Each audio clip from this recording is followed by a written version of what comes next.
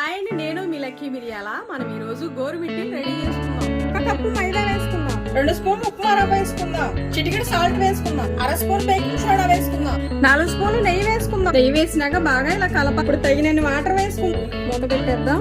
ఒక 10 నిమిషాలు పక్కన పెట్టేస్తారు. 10 నిమిషాలు అయింది, చూద్దామండి. ఇలా బాగా కలుపుకుందాం. మళ్ళీ ఒకసారి మనం కొంచెం పొడిపిండి తీసుకొని ప్లేట్ లో చల్లుకొని ఈ పిండి అంతటి చిన్న చిన్న ఉండలుగా మనకు కావాల్సిన సైజులో చేసి పక్కన పెట్టేస్తే గోరుమిట్టీలు రెడీ చేసుకోవచ్చు.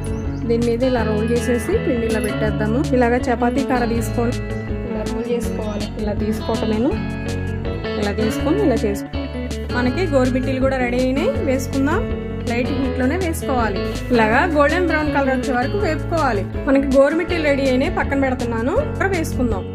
దీన్ని వాటర్ వేసుకుని ఇలా పాక వస్తే చాలండి. గోరుమిట్టీలు వేసుకుని స్టవ్ ఆఫ్ చేస్తున్నాం. ఎంతో టేస్టీగా ఉండే గోరుమిట్టీలు రెడీ అయినాయి.